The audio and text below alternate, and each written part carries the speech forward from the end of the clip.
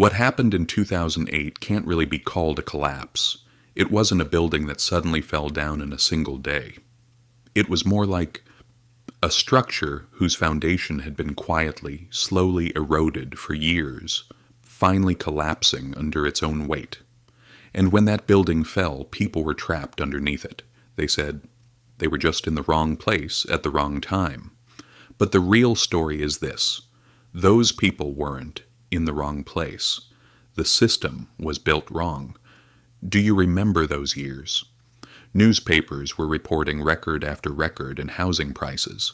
Everywhere you looked, the message was, if you don't buy a house, you lose.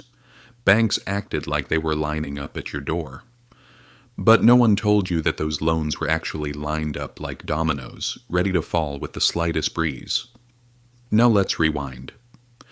Back then, Wall Street was in low spirits.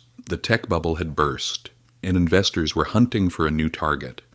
And that target was the homes of ordinary people. They came up with a brilliant idea on paper.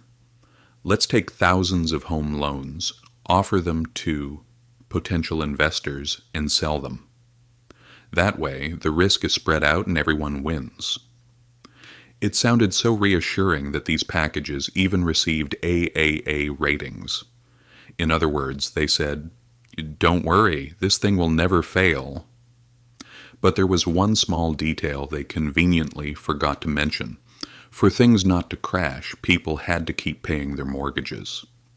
But after a point, people couldn't pay any more, because the loans being offered were a bigger dream than the houses themselves.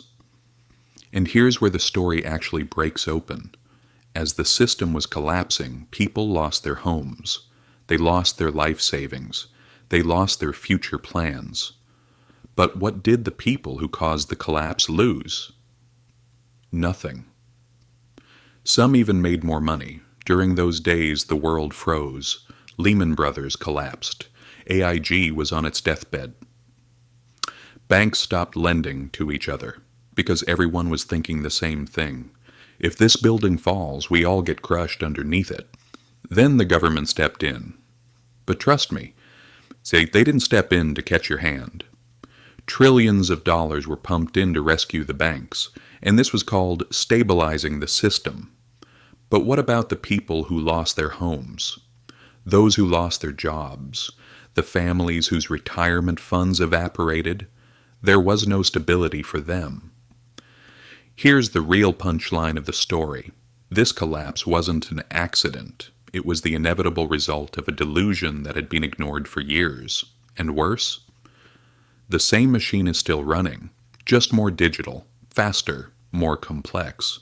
After 2008, trillions of dollars were printed to stimulate the economy. The stock market soared, asset prices skyrocketed, but wages stayed the same, meaning the amount of money increased, but the share you received shrank. When the pandemic hit in 2020, the same movie played again, this time with an even bigger budget, more money printed, more bailouts, and once again for a moment, everything looked fine, until inflation walked onto the stage. You remember how central banks were the heroes for years? Suddenly, they were labeled the villains, because this time the system's medicine came back with side effects. And now, if we look at today, everything is fragile. Corporate debt is at its peak.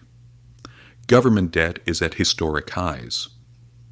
Consumers are surviving on credit, and the market is more complicated than ever before. But beneath all this chaos, there is one simple truth.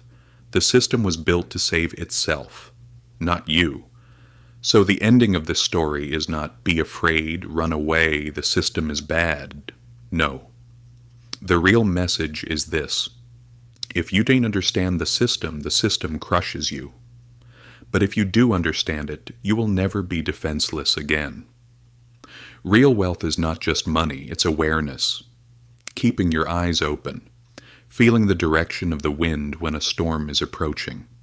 History may not repeat itself, but one thing is certain.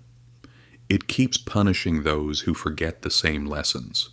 If this story opened a new window for you, I can show you more truths through that same window. Just stay tuned.